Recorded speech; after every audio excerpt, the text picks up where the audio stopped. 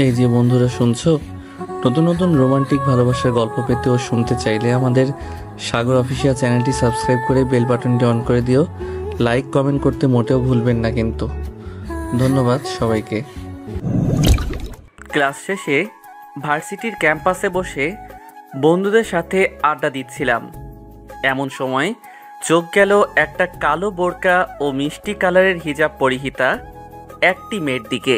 যদিও আমি কোনো মেয়ের দিকে তাকিয়ে থাকতে অভ্যস্ত নই, তবুও কেন যেন মেয়েটির দিকে এক দৃষ্টিতে তাকিয়ে আছি। মেয়েটি ও তার বান্ধবীদের সাথে কথা বলছে ও হাসছে। ওর সেই হাসি মাখা মুখের দিকে আমি এক দৃষ্টিতে তাকিয়ে আছি এতক্ষণ। ওর হাসিতে যেন হারিয়ে যেতে ইচ্ছে করছে। একটা মেয়ে এত সুন্দর করে কিভাবে হাসতে পারে তা আমি জানি না। আপনারা ভাবছেন ও তো হিজাব পরিহিতা, তবে কিভাবে আমি তার মুখ দেখলাম? আসলে সে হিজাব পরেছে ঠিক, তবে মুখ ঢাকা নেই। ওর দিকে আরো কতক্ষণ যে তাকিয়েছিলাম তা আমি জানি না।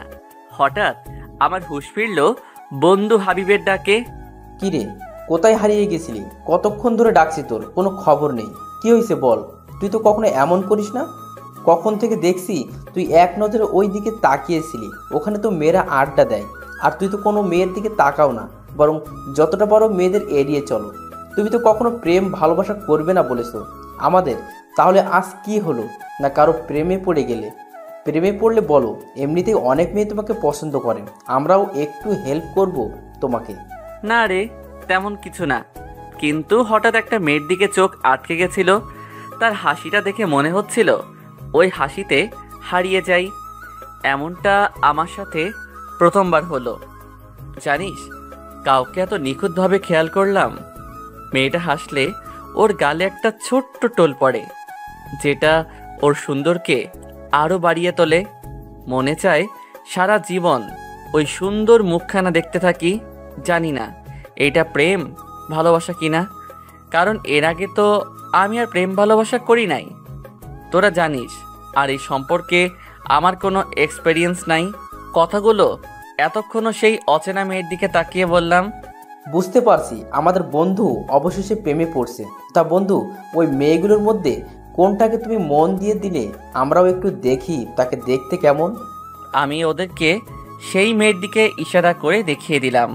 ওরা ওকে দেখে বলল, বাহ দোস্ত, তোর পছন্দ আছে বলতে হবে। ভাবিকে তোর সাথে ভালোই মানাবে। ঠিক বলেছিস।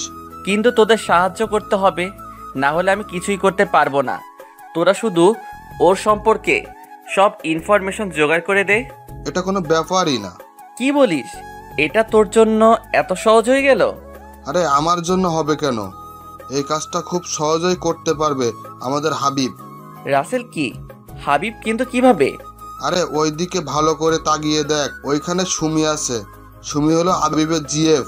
ও আচ্ছা, হাবিব বন্ধু সাহায্য করবে তো? করব, কিন্তু একটি শর্তে।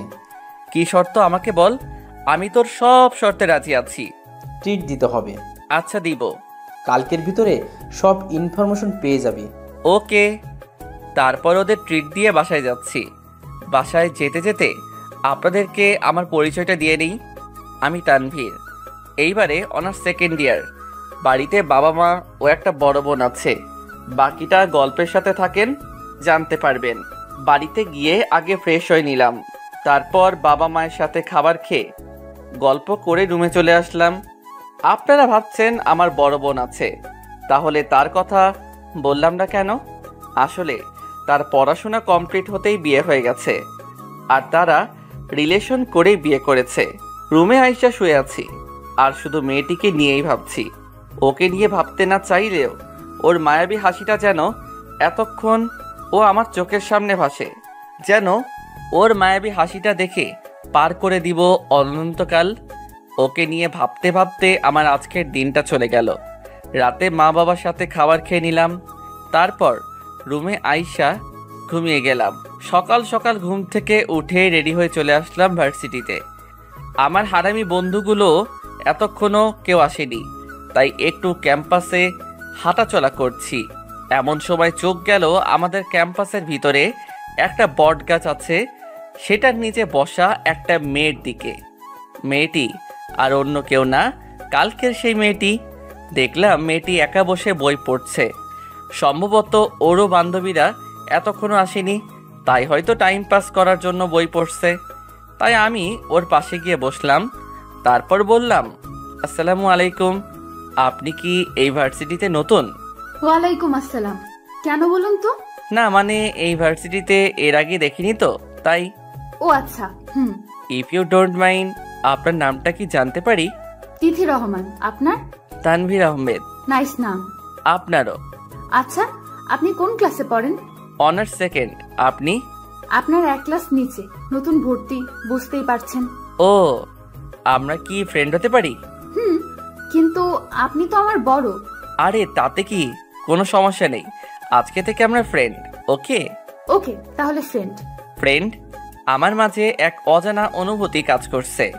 কিছুক্ষণ পর হাত ছেড়ে দিয়ে আমরা দুজন গল্প করছি, আর ওর সম্পর্কে বলছে আমাকে। ওর কথা শুনে মনে হলো ওর মনের মাঝে অনেক চাপা কষ্ট রয়েছে। আসলে প্রতিটা মানুষের ভিতরেই কিছু না কিছু চাপা কষ্ট রয়েছে, যেগুলো এতক্ষণ বলতে চাই না। গল্পের সাথে থাকলে এমনিতেই জানতে পারবেন। তারপর আমিও আমার সম্পর্কে ওকে সব কিছু বললাম। তারপর দুজনে গল্প করছিলাম, তখন তিথির বান্ধবীরা আসলো। তারা আমাকে দেখে বলল, কি ব্যাপার, আজকে সূর্য কোন দিক দিয়ে উঠেছে? যে ছেলে কোনো মেয়ের সাথে কথা বলে না, মেয়েদের সবসময় এড়িয়ে চলে, সে নাকি আজকে একটা মেয়ের সাথে 30 মিনিট যাবৎ গল্প করেই চলেছে। কি এমন গল্প করছিলে? আমরাও জানি, আমাদেরকে একটু বলো। আরে তেমন কিছু না, জাস্ট ওনার সাথে ফ্রেন্ডশিপ করলাম, এই আর কি। আসলে আমার বন্ধুরা কেউ আসেনি, তাই সময়টা পার হচ্ছিল না। তখন দেখলাম ও বই পড়ছিল, তাই একটু কথা বলে ফ্রেন্ডশিপ করলাম। আচ্ছা আমি এখন যাই, তোমরা গল্প করো। ওকে। তারপর আমি সেইখান থেকে চলে আসলাম। কিছুক্ষণ পর আমার হারামি বন্ধুগুলো হাজির। ওদের সাথে গল্প করছি, তখন নিলয় বলল, কি বন্ধু, আজকে এত খুশি খুশি লাগছে কেন? সেটা তোদের না জানলেও চলবে। বুঝি বুঝি, কি চলছে তোমার মাঝে? আরে তোরা চুপ কর আর শোন, ওর সম্পর্কে সব খবর। ওর নাম? ওর নাম তিথি, আমাদের এক ক্লাস নিচে পড়ে, নতুন ভর্তি। তুই কি করে জানলি? জানতে হয়, বন্ধু সব জানতে হয়। তাই তো বলি, আজকে আমার বন্ধু এত খুশি কেন? হাবিব, তুই শুধু একটা খবর বল, ও সিঙ্গেল নাকি রিলেশনে আছে? সিঙ্গেল। তাহলে ঠিক আছে, চল এখন ক্লাস করে নেই। চল। এইভাবে কেটে গেল 1 মাসের মতো। এতদিনে আমি তিথির আরও প্রেমে পড়ে গেছি। ওর মিষ্টি গলার স্বরের। একদিন যেন ওর কণ্ঠ না শুনলে আমার ভালো লাগে না। ওর প্রতি অনেক দুর্বল হয়ে গেছি, আর আমাদের বন্ধুত্বের সম্পর্কটা আরও গভীরতায় চলে গেছে। তাই ভাবলাম তিথিকে কালকে প্রপোজ করব। সারা রাত যাবৎ প্র্যাকটিস করলাম ওকে কিভাবে প্রপোজ করা যায়। এইভাবে রাতটা কোনো মতে কাটিয়ে সকালে একটু দেরিতেই ভার্সিটিতে গেলাম। সেখানে গিয়ে যা দেখলাম তাতে আমার হৃদয় যেন কেউ হাতুড়ি দিয়ে বাড়ি দিয়েছে। আমি যেন আমার খুব কাছের কিছু হারিয়ে ফেললাম। অনেক কান্না চলে আসছে। কান্না আসছে কিন্তু কান্না করলাম না। ছেলেদের নাকি কান্না করা বারণ, তাই বুকের কষ্ট বুকে রেখে কান্না আসলেও তা প্রকাশ করছি না। আবার না করেও উপায় নেই, কারণ নিজের ভালোবাসার মানুষটি যখন অন্য একজনকে প্রপোজ করে, এই দৃশ্য দেখে কান্না কান্না আসে, যদিও বা সেটা এক পক্ষ। হ্যাঁ, আপনারা ঠিকই ভাবছেন, তিথি একজনকে প্রপোজ করছে।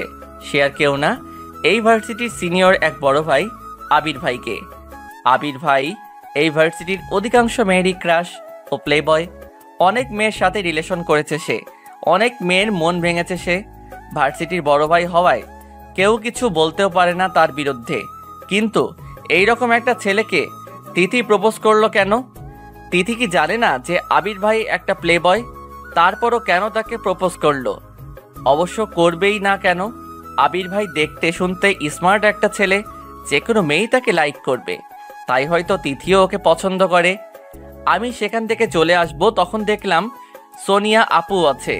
যদিও আবির ভাইয়ের অনেক গপ ছিল, কিন্তু সবচেয়ে বেশি সময় ধরে আবির ভাই সোনিয়া আপুর সাথে রিলেশনে আছে। তাই একটু সেখানে দাঁড়িয়ে দাঁড়িয়ে কি হবে, সবার মতো সেইটা দেখছি। মানে আবির ভাই এখনো তিথির প্রপোজ অ্যাকসেপ্ট করে নাই। আমরা সবাই উৎসাহক দৃষ্টিতে তাকিয়ে আছি কি হবে ওইটা ভেবে। কিন্তু এরপর যা হলো তা দেখে আমি খুশি হব নাকি কান্না করব ভেবে পাচ্ছি না। কারণ আবির ভাই তিথিকে অ্যাকসেপ্ট করেনি, বরং অপমান করে তাড়িয়ে দিয়েছে। আর তিথি কান্না করতে করতে কোথাও চলে যাচ্ছে, আমিও ওর পিছে পিছে ছুটে চললাম। আবার কি না কি করে বসে এইটা ভেবে। তবে এইটা ভেবে খুশি হলাম যে আমার ভালোবাসার মানুষটিকে নিজের করে পাওয়ার একটা সুযোগ অন্তত পেলাম। আজকে ভেবেছিলাম তোমায় প্রপোজ করে নিজের করে নেব, কিন্তু তুমি কি করলে আবির? আমায় অপমান করে তাড়িয়ে দিলে, আবার অপমানও করলে সারা কলেজের সামনে। অনেক কান্না আসছে, চোখ দিয়ে পানি গড়িয়ে পড়ছে, চোখের পানি যেন বাদ মানছে না। এইগুলো ভাবছে আর কোনো দিকে না তাকিয়ে চলে আসছে নদীর পাড়ে। আমাদের ভার্সিটির কাছে একটা নদী আছে। তিথির মন খারাপ হলে চলে আসে এইখানে। আমিও চলছি তিথির পিছু পিছু হাঁটতে হাঁটতে চলে আসলাম একটা নদীর পাড়ে। দেখি তিথি একটা ভালো জায়গায় গিয়ে বসে আছে, নদীর দিকে তাকিয়ে আছে আর কি যেন ভাবছে। হয়তো আজকের এইগুলো নিয়েই ভাবছে। আমি ভাবছি এখন ওর কাছে যাওয়া কি ঠিক হবে না কি হবে না। সে যাই হোক, সব ভাবনা বাদ দিয়ে আমিও ওর পাশে গিয়ে বসলাম। কিন্তু ও কোনো কথা বলছে না। হয়তো আমি এসেছি সেই দিকে ওর কোনো খেয়াল নেই। কারণ মানুষের মন যখন খারাপ থাকে, যখন সে কোনো জিনিস নিয়ে ভাবনায় থাকে, তখন তার কোনো দিকে খেয়াল থাকে না। অনেকক্ষণ ধরে আমাদের মাঝে কোনো কথা হলো না, দুজনেই নিশ্চুপ। আমিও নদীর দিকে তাকিয়ে আছি। আমি নীরবতা ভেঙে বললাম, দেখো ওই নদী কত সুন্দর, কত সুন্দর তার স্রোতধারা, কত সুন্দর এই পরিবেশটা। নদীর এই পাড় থেকে ওই পাড়ের কিছুই দেখা যায় না, যায় না ছোঁয়া, শুধু অনুভব করা যায় এই নিস্তব্ধ পরিবেশটাকে। জানো, এই নদী যতদিন বেঁচে আছে ততদিন যেমন তার স্রোতধারা চলবে, ঠিক তেমনই আমাদের জীবনও চলতে থাকবে। হয়তো কখনো বিপদের সম্মুখীন হয়ে, কখনো সুখী হয়ে, প্রিয় মানুষটির সাথে সময় কাটিয়ে। জীবন তো চলতেই থাকবে। এই জীবনে পরিচয় হবে হাজার মানুষের সাথে, হবে তাদের সাথে বন্ধুত্ব, তবে তাদের মধ্যে কেউ হয়ে উঠবে প্রিয়জন। তাদের মধ্যে তুমি কাউকে পাবে বিপদের দিনে, কাউকে পাবে সুখের দিনে। যারা তোমার বিপদের দিনে পাশে থাকতে পারবে তারাই তোমার আসল বন্ধু, বুঝলে? আপনি এখানে ক্লাস করেননি? না, ক্লাসে আজকে মন বসছিল না, তাই এইখানে চলে আসলাম। দেখলাম তুমি এইখানে মন খারাপ করে বসে আছো। জানি তোমার মন খারাপ, এই মুহূর্তে তোমার একা থাকা শ্রেয়, তবে না এসে পারলাম না। কারণ এই একা থাকার মুহূর্তেই মানুষ আত্মহত্যার মতো একটা ডিসিশন মেনে নেয়, অথবা ডিপ্রেশনে চলে যায়, যেটা তার করা উচিত না। বরং সেই সময় ধৈর্য ধরা দরকার হয়, আল্লাহর উপর বিশ্বাস রাখতে হয়। তিনি যা করেন বান্দার মঙ্গলের জন্য করেন। বেশি বেশি করে সময় কাটাতে হয় পরিবারের মানুষগুলোর সাথে, তাতে দূর হয় একাকিত্বের, ডিপ্রেশনের। এতক্ষণ খারাপ লাগছিল, কিন্তু আপনার কথা শুনে মনটা অনেক ভালো লাগছে। এই সময় এরকম একজন বন্ধু পাওয়া ভাগ্যের ব্যাপার। জানেন, বাবা মার একমাত্র মেয়ে আমি। বাবা আর্থিক অবস্থা ভালো, তাই কোনো ইচ্ছাই অপূর্ণ রাখে না আমার বাবা। মাও অনেক ভালোবাসে, আদর করে। ওই যে আবির ভাই, উনি আমার মামাতো ভাই, আমার থেকে 3 বছরের বড়। আমাদের বাসায় 6 মাস পর পর তারা বেড়াতে আসে, আমরাও মাঝে মাঝে যাই। ওনার প্রতি আমার তেমন কোনো ফিলিংস ছিল না, কিন্তু যখন আমি ক্লাস 10-এ পড়ি তখন একবার আমার পা কেটে গিয়েছিল। উনি সেদিন আমার পায়ে মলম লাগিয়ে ব্যান্ডেজ করে দেন। সেদিন রাতে আমার অনেক জ্বর আসে, আমাকে মেডিসিন খাইয়ে দিয়ে মামিকে আমার পাশে রেখে তারপর উনি ওনার রুমে চলে যান। সকালে আমার খোঁজ নিয়েছেন কেমন লাগছে। হয়তো এজন্যই আমি ওনার প্রতি দুর্বল হয়ে পড়েছিলাম। ওনার জন্য মনের ভেতর ভালোবাসা না আবেগ তৈরি হয়েছিল তা আমি জানি না। এতদিন ভয় লাগছিল, তাই কিছু বলি নাই। কিন্তু আজকে সাহস করে ওনাকে প্রপোজ করেছিলাম, কিন্তু উনি আমাকে আরো অপমান করলেন, যার জন্য ওনাকে আমি কখনো ক্ষমা করতে পারবো না। আমি হয়তো ওনার জন্য যোগ্য ছিলাম না, কারণ আমি বোরকা পরি। আজকালকার দিনের মেয়েদের মতো আমি স্টাইলিশ নই, তাই তো উনি আমায় খ্যাত বলে অপমান করলেন। দোষটা আমারই। আমি কি বলবো বুঝতে পারছি না, তবুও বললাম, দেখো আমি তোমাকে একটা কথা বলবো, যদিও এইটা এখন তোমাকে বলা ঠিক না। কি এমন কথা? তুমি হয়তো আবির ভাইকে চিনো না আর তার সম্পর্কে জানো না। আবির ভাই এই ভার্সিটির অনেক মেয়ের ক্রাশ। কিন্তু তিনি আজ পর্যন্ত অনেক মেয়ের মন ভেঙেছেন। যার যার সাথে রিলেশন ছিল তাদের সাথে অতিজর 2-3 মাস রিলেশন ছিল, তারপর ব্রেকআপ। শুধুমাত্র সোনিয়া আপু ছাড়া তার সাথে এখনও রিলেশনশিপে তিনি আছেন। তাদের রিলেশন প্রায় 1 বছর। তাই সবাই মনে করে হয়তো আবির ভাই এইবারে ভালো হয়ে যাবেন। বিশ্বাস না হলে তোমার বন্ধুদের জিজ্ঞাসা করতে পারো। তাই তোমার জন্য ভালোই হয়েছে। যদি তুমি রিলেশনে যেতে তার কিছুদিন পর তোমার ব্রেকআপ হলে তুমি আরও কষ্ট পেতে। আর আল্লাহ যা করেন তা বান্দার মঙ্গলের জন্য করেন। So be happy man, sorry woman, enjoy your life. আর তুমি নিজেকে খ্যাত বললে কেন? আমাদের ধর্ম তো ইসলাম, তাই না? আর ইসলাম নারীদের শরীর ঢেকে ভালো জামা কাপড় পরে চলাফেরা করার নির্দেশ দিয়েছে। তাই তুমি কোনো খ্যাত নাও, বরং তুমি তোমার ধর্ম পালন করছো। থ্যাঙ্কস। আসলেই কিছুটা হলেও মনটা ভালো লাগছে আপনার সাথে কথা বলে। অন্য মেয়ে হলে হয়তো এতক্ষণে মার শুরু করতো, কিন্তু ওর এই ব্যবহারে আমি অবাক। ওয়েলকাম। আচ্ছা, এখন বাসায় যান আর আজকের দিনটার কিছু মুহূর্ত ভুলে যান আর পরিবার ও বন্ধুদের সাথে সময় কাটান। আর যদি কখনো একা মনে হয় নিজেকে, তবে গান শুনে সময়টা পার করে দিও। ওকে। শুনো, আমি হয়তো এই দেশে বেশি দিন থাকবো না, কারণ লন্ডনের একটা ভার্সিটিতে অনেক আগে ভর্তি পরীক্ষা দিয়েছিলাম। সেইখানে আমি উত্তীর্ণ হয়েছি, তাই সেখানে চলে যাব। আর 1 মাস পর আমার ফ্লাইট। এখন সব রেডি করে রাখছি। ওনার চলে যাওয়ার কথা শুনে মনটা খারাপ হয়ে গেল। জানি না কেন মনে হচ্ছে খুব কাছের কেউ দূরে চলে যাচ্ছে। আমি চেয়েছিলাম তোমাকে আজকে প্রপোজ করে নিজের করে নিব। তারপর আমার পড়াশোনা কমপ্লিট করে আয়শা কোনো কাজ করে প্রতিষ্ঠিত হয়ে তোমাকে বিয়ে করে একেবারের জন্য নিজের করে নিব। কিন্তু তা হলো না। তবে তোমাকে আমি এই অবস্থায় আমি একা ছেড়ে যাব না, কারণ এইবারে তোমাকে একা ছাড়লে তুমি অন্য কারো হয়ে যেতে পারো। আমি বেঁচে থাকতে সেটার হতে দিব না। কিছু বলছো না যে? আচ্ছা, ভালোভাবে পড়াশোনা করবেন আর নিজের খেয়াল রাখবেন। সে তো অবশ্যই। আচ্ছা তিথি, তুমি না একবার বলেছিলে তুমিও লন্ডনের কোনো ইউনিভার্সিটিতে পড়তে চাও? তা তো বলেছিলাম, কিন্তু সেই ইচ্ছে কি পূরণ হবার মতন? তুমি তো আমার 1 ক্লাস জুনিয়র, তোমাদের এখনো ভর্তি চলছে। আমি যে ভার্সিটিতে সুযোগ পেয়েছি, চাইলে তুমিও অ্যাপ্লাই করতে পারো। আমি তোমায় তাতে হেল্প করব। যদি না হয়? আরে বাবা, না হলে না হবে। একবার ট্রাই করতে তো কোনো দোষ নেই, তাই না? তা অবশ্য ঠিক। তাহলে কবে অ্যাপ্লাই করব? কালকে করলেই ভালো হবে। তুমি তোমার জরুরি কাগজপত্র সব রেডি করো, আমি তোমার জন্য অ্যাপ্লাই করব। ওকে। কালকে কখন আসতে হবে ভার্সিটিতে? একটু তাড়াতাড়ি আসলেই হবে। ওকে। আল্লাহ হাফেজ। আর মন খারাপ না করে নিজের কাগজপত্র সব রেডি করো। আচ্ছা, তাহলে আল্লাহ হাফেজ। এত খারাপ লাগছিল, কিন্তু এখন সত্যিই ভালো লাগছে। আমিও লন্ডনে কোনো ভার্সিটিতে পড়বো, কিন্তু আমি কি চান্স পাবো সেই ভার্সিটিতে?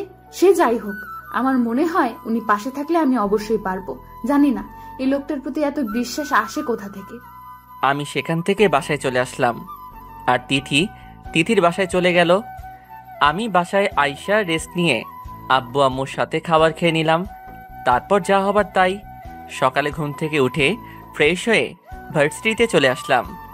ভার্সিটিতে গিয়ে দেখি তিথি আগেই বসে আছে একা একা। ভার্সিটির ক্যাম্পাসে এখনো পর্যন্ত বেশি কেউ আসেনি। আমি তিথির কাছে গিয়ে, তিথি, তোমার কাগজপত্র এনেছো? আমার কাছে দাও কাগজগুলো।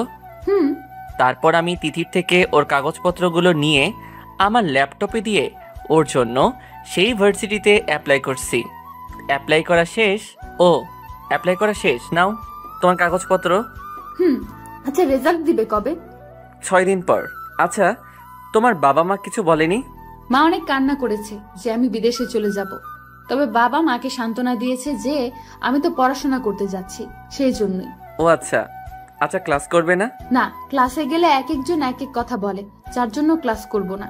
7 দিন পর যদি ভার্সিটিতে চান্স পাই তাহলে আর এই ভার্সিটিতে আসবো না। ও আচ্ছা। আল্লাহ হাফিজ। তাহলে আমি চান্স পেলে আমাকে ফোন দিয়ে জানাবেন, কেমন? আচ্ছা। দেখতে দেখতে 6 দিন কেটে গেল। আজকে গেম খেলছি ল্যাপটপে, তখন একটা ইমেল আসলো। আমি ইমেইলটা ওপেন করে দেখলাম যে তিথি ও সেই ভার্সিটিতে চান্স পেয়েছে। এইটা দেখে তো আমার লুঙ্গি ড্যান্স দিতে ইচ্ছে করছে। যাই হোক, খবরটা তিথিকে জানতে হবে। আমি ফোন দিয়ে তিথিকে বললাম আজকে একটা রেস্টুরেন্টে দেখা করতে, ওর জন্য একটা সারপ্রাইজ আছে। কি এমন সারপ্রাইজ হতে পারে আমার জন্য? যাই হোক, দেখা যাবে, সেখানে গেলেই তো দেখা যাবে কি সারপ্রাইজ। বিকালবেলা আমি রেস্টুরেন্টে বসে আছি, একটু পর তিথি আসলো। একটা কালো বোরকা ও হিজাব পরে, মুখটা খোলা, কোনো মেকআপ নেই, অনেক মায়াবী ও সুন্দর লাগছে ওকে। আবার ক্রাশ খেলাম। আসলে মেকআপ ছাড়াই মেয়েরা অনেক মায়াবী ও সুন্দর দেখায়। কি এমন সারপ্রাইজ দিবেন আমায়? একটু পরেই দেখতে পাবে। তার আগে কিছু অর্ডার করে খাবার খেয়ে নেই, কি বলো? ওকে, আপনার ইচ্ছা। তারপর আমি খাবার অর্ডার করলাম। একটা ওয়েটার এসে খাবার দিয়ে গেল। আমি আর তিথি একসাথে খেয়ে নিলাম, তারপর বিল দিয়ে দিলাম। তখন তিথি জিজ্ঞাসা করলো, আচ্ছা সারপ্রাইজটা কি? ওর দিকে একটা ইমেইলের ফটোকপি দিলাম। ওই ইমেইলটা দেখো। ইয়েস, আমি চান্স পেয়েছি। Thank you thank you thank you so much. সবটাই সম্ভব হয়েছে শুধুমাত্র আপনার জন্য। স্বাগতম। আচ্ছা, ফ্লাইট কবে? আর আমি সেখানে থাকবো কোথায়? ফ্লাইট আমার সাথেই, আর তুমি আমার সাথেই থাকবে। সেখানে আমরা দুজনে আলাদা আলাদা রুম ভাড়া করে থাকবো। আমি তার ব্যবস্থাও করে রেখেছি। তোমার পাসপোর্ট আছে তো? আছে। আরো একবার ধন্যবাদ আপনাকে। বন্ধুত্বে নো সরি, নো থ্যাঙ্কস। ওকে ওকে। আচ্ছা, তুমি গাড়ি করে আসছো নাকি রিক্সায়? রিকশায়। যদি কিছু মনে না করো তাহলে আমি তোমাকে আমার বাইকে করে তোমাকে পৌঁছে দেই।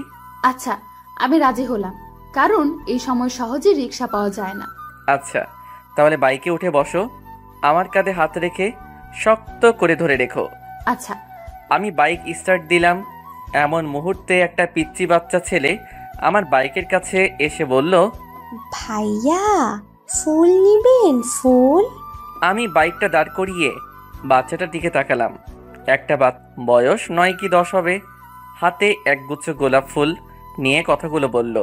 আমি বুঝলাম তো কোনো পরিস্থিতি শিকার, তাই গোলাপ ফুল বিক্রি করছে। না হলে কেউ পড়াশোনার খেলাধুলার বয়সে এগুলো বিক্রি করবে কেন? হয়তো কোনো অভাবে পড়েই এই কাজ করছে। তাই আমি ওকে জিজ্ঞেস করলাম, তোমার বাড়িতে কে কে আছে? ছোট বোন আর মা। বাবা অনেক আগেই মারা গেছেন। তুমি পড়াশোনা করো? হ্যাঁ, এইখানের একটা প্রাইমারি স্কুলে পড়ি, কিন্তু মা অসুস্থ হওয়ায় অনেক দিন যাওয়া হয় না। মা অসুস্থ হওয়ায় খাবার টাকাটা জোগাড় হয় না, তাই আমি এই কাজ করছি। সবগুলো ফুল বিক্রি করে কত টাকা পাবে? 300 টাকা। 300 টাকা দিলে খাবার হবে তোমাদের? কোনো মতে একদিন পার করে দিতে পারবো। তাহলে তোমার সব ফুলগুলো আমাকে দিয়ে দাও। আচ্ছা। আমি আমার পকেট থেকে 1000 টাকা বের করে ওকে দিলাম। ভাইয়া, আমার কাছে তো ভাঙতি নাই।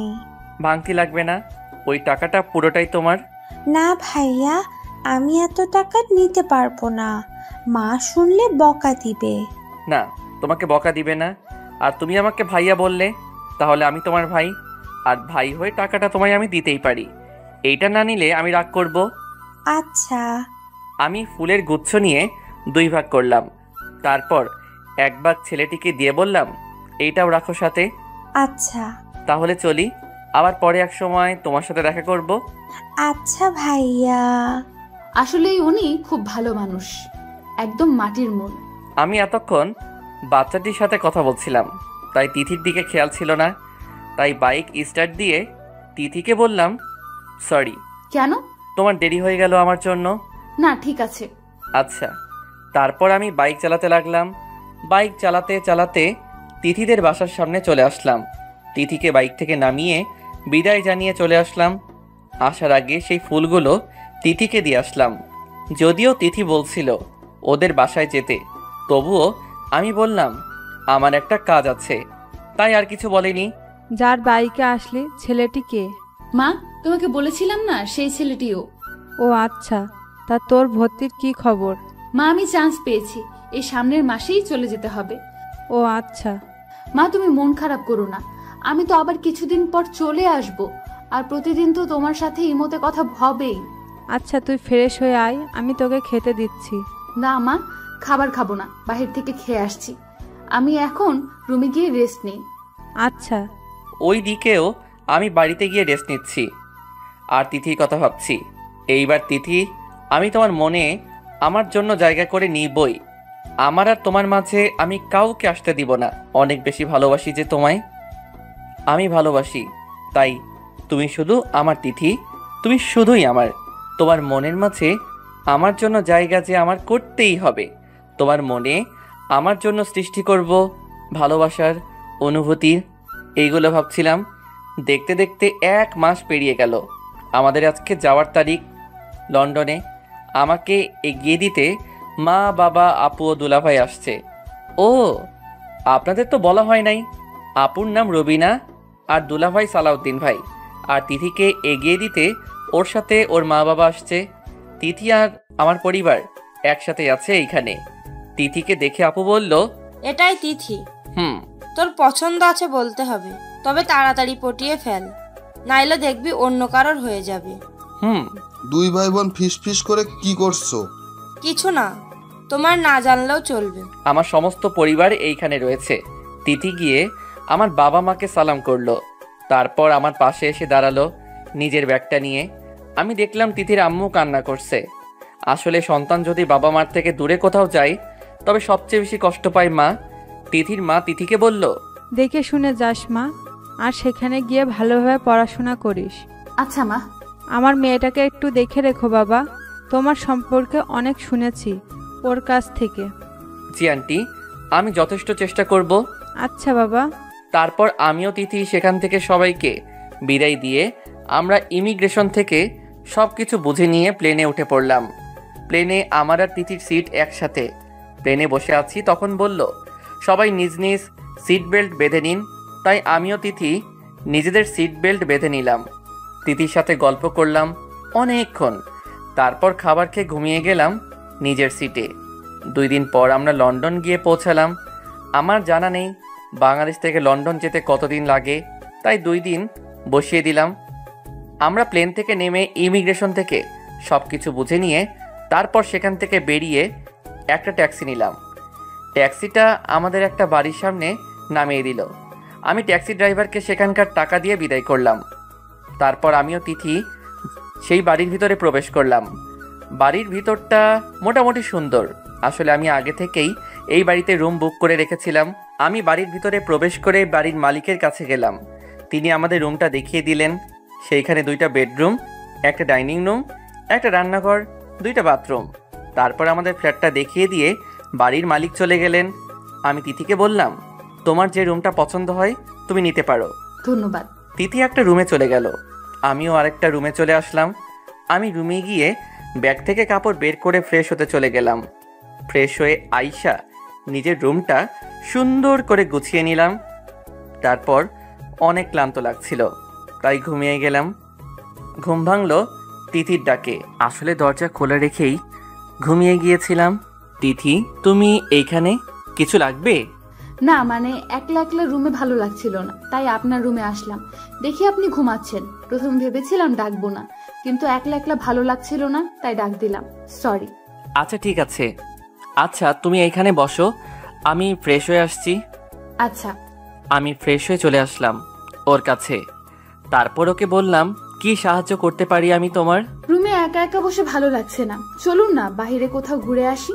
আর তাছাড়া কালকে ভর্তি হয়ে গেলে পড়াশোনা এর একটা চাপ পড়ে যাবে, তখন ঘুরতে অতটা ভালো লাগবে না। আচ্ছা তুমি তোমার রুমে গিয়ে রেডি হও, আমিও রেডি হয়ে নিচ্ছি। আচ্ছা। তিথি ওর রুমে চলে গেল। আমি জামা কাপড় পরে রেডি হয়ে নিলাম। তারপর তিথিকে ডাকতে গেলাম। তিথি বলল 5 মিনিট লাগবে। আমি অপেক্ষা করছি। অপেক্ষা করতে করতে 30 মিনিট পেরিয়ে গেলে তিথি আমার সামনে আসে। আমি ওকে দেখে হা করে তাকিয়ে আছি। তিথি আমার কাছে এসে বলল, কি দেখছেন এভাবে? ওর কথায় না, ইয়ে মানে কিছু না। আচ্ছা, আমাকে কেমন লাগছে? ওর দিকে তাকিয়ে বললাম, পরীর মতো। সত্যি? হুম। তারপর আমি তিথিকে নিয়ে ঘুরতে লাগলাম। একটা পার্কে গেলাম আমরা। সেখানে অনেক মানুষ আছে, তবে লাভার্সের সংখ্যাই বেশি। আমরা দুজনে গিয়ে পার্কের একটা বেঞ্চে বসলাম। দুজনে বসে সেইখানে কিছুক্ষণ গল্প করলাম। গল্প করতে করতে বিকাল থেকে সন্ধ্যা হয়ে আসলো, তাই আমি আর তিথি বাসায় ফিরে যাচ্ছি। বাসায় ফেরার আগে একটা রেস্টুরেন্ট থেকে খাবার খেয়ে নিলাম। খাবার খেয়ে কিছু খাবার রাতের জন্য কিনেও নিলাম, কারণ রাতের খাবার বানানো হয় নাই। সেই জন্য বাসায় ফিরে তিথির রুমে চলে গেল, আর আমি আমার রুমে চলে আসলাম। তারপর ফ্রেশ হয়ে কিছুক্ষণ ফেসবুকিং করলাম। রাত 2-3টা, বাংলাদেশ সময় 11টা PM। তখন তিথি বলল, খাবার খেতে আসুন। আচ্ছা তুমি যাও, আমি আসছি। একটু পর খাবার খেতে গেলাম। সেখানে গিয়ে দেখি তিথি সব খাবার রেডি করে রাখছে। আমিও হাত ধুয়ে বসে পড়লাম খাবার খেতে। আমি খাবার খাওয়া শেষে তিথিকে বললাম, সপ্তাহে আমি 3 দিন রান্না করব, আর 4 দিন তুমি রান্না করো প্লিজ। আপনি যে রান্না করবেন, আপনি রান্না জানেন? একজন বুয়া রাখবো, সে রান্না করবে। দরকার নেই, আমিই করব। আপনি শুধু বাজার করে আনবেন, আর মাঝে মাঝে আমাকে একটু সাহায্য করবেন। আমি মনে মনে খুশি হলাম, কারণ বিয়ের আগে কজন মানুষ পারে তার ভালোবাসার মানুষটির হাতে রান্না প্রতিদিন খেতে। আর আমার কষ্টটাও একটু দূর হবে, তোমার কষ্ট হবে অনেক। না, আমি পারবো। আমি বাড়িতে থাকতে মাঝে মাঝে আম্মুর সাথে রান্না করতাম। ও আচ্ছা, গুড নাইট। Good night. তারপর আমি আমার রুমে আইসা দরজা বন্ধ করে ঘুমিয়ে গেলাম। সকালে অ্যালার্মের শব্দে ঘুমটা ভেঙে গেল। ঘুম থেকে উঠে ফ্রেশ হয়ে নিলাম। তারপর তিথিকে নিয়ে ভার্সিটির উদ্দেশ্যে বেরিয়ে পড়লাম। ভার্সিটিতে পৌঁছে আমি ভার্সিটির হেডের সাথে কথা বলে আমাদের ভর্তি কনফার্ম করলাম। তারপর আমিও তিথি ভার্সিটির ক্যাম্পাসটা ভালো করে ঘুরে দেখতে লাগলাম। অসাধারণ সুন্দর এই ভার্সিটির ক্যাম্পাসটা। যদিও আমারও তিথির আলাদা আলাদা ক্লাস, তবু সময় একই। তাই আমি এক ক্লাস করেই বেরিয়ে পড়লাম। একজনের সাথে বন্ধুত্ব করলাম, ওর নাম রাহুল। ও আসলে ভারতীয়, তবে বাংলা বলতে পারে। এইখানে খুব কম সংখ্যক বাঙালি পড়ে। আমি আর রাহুল এই অল্প সময় ক্লোজ হয়ে গেছি, তাই দুজনে মিলে ক্যাম্পাসে আড্ডা দিচ্ছিলাম। তখনই তিথি আসলো, আমাদের কাছে এসে বলল, ক্লাস থেকে গল্প হচ্ছে এখানে? না, আসলে ক্লাস করতে ভালো লাগছিল না, তাই ওর সাথে গল্প করছিলাম। ও কে রে দোস্ত? ওর নাম তিথি, আমাদের এক ক্লাস নিচে পড়ে। ও আচ্ছা। তখন একটা মেয়ে আইসা রাহুলের কান ধরে মোচড় দিল। রাহুল পিছে ফিরে মেয়েটিকে দেখে বলল, আহ, ছাড়ো, লাগছে রিমি, ছাড়ো বলছি। আচ্ছা ছাড়লাম, এখন বলো এইখানে কি? এই, ওর সাথে আজকে বন্ধুত্ব হলো, তাই একটু গল্প করছিলাম। তা আমার সাথে ওদের পরিচয় করে দিবে না? এ হলো তানভীর, আর তানভীরের হলো আমার ইয়ে। বুঝতে পারছি। আসসালামু আলাইকুম ভাবি। ওয়ালাইকুম আসসালাম। এ হলো তিথি, ও আমাদের ফ্রেন্ড। আজ থেকে আমরা 4 জন ফ্রেন্ড। ওকে ওকে। তানভীর, তুই একটু ওই দিকটায় চল, তোর সাথে কথা আছে। আচ্ছা চলো। এই তোরা দুজন কোথায় যাস? এই সামনে মাত্র 2 মিনিট পর চলে আসবো। আচ্ছা তাড়াতাড়ি চলে আসিস। ওকে। আমরা রিমি ও তিথির থেকে একটু দূরে গেলে রাহুল আমাকে বলল, তুই তিথিকে ভালোবাসিস, এম আই রাইট? কিন্তু ওকে বলিস না প্লিজ। ওকে। এখন চল ওদের কাছে যাই। তারপর আমরা 4 জন অনেক ভালো বন্ধু হয়ে গেলাম। এইভাবে কাটতে লাগলো আমাদের বন্ধুত্বের দিনগুলো। ভালোই কাটছে দিন, আর আমি দিন দিন তিথিকে আরও বেশি ভালোবেসে ফেলেছি। দেখতে দেখতে পেরিয়ে গেল 3টি বছর।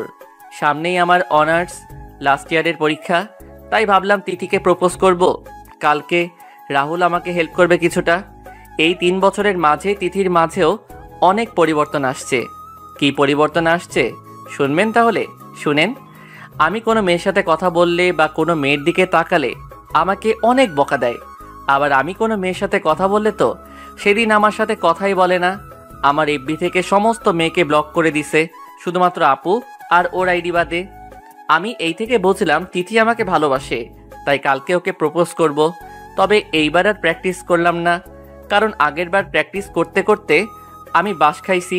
সো এইবার ডাইরেক্ট প্রপোজ করব। আর অন্যদিকে তিথি, আচ্ছা, ও কি বুঝে না আমি ওকে ভালোবাসি? ওকে যে অনেক ভালোবেসে ফেলেছি, তাই জন্য অন্য কারোর সাথে ওকে সহ্য করতে পারি না। ভালোবাসি তাই ওর পাশে অন্য কাউকে সহ্য করতে পারি না। ওর পাশে শুধু আমি থাকতে চাই। ওর নিঃশ্বাসে বিশ্বাসে ওর সব কিছু ঘিরে আমি থাকতে চাই, কারণ ও যে আমার সব কিছু ঘিরে রয়েছে। এই 3টি বছর আমার মন প্রাণ জুড়ে যে তানভীর আর তানভীরই রয়েছে। ওকে ছাড়া একটা দিন তো থাকতে পারি না।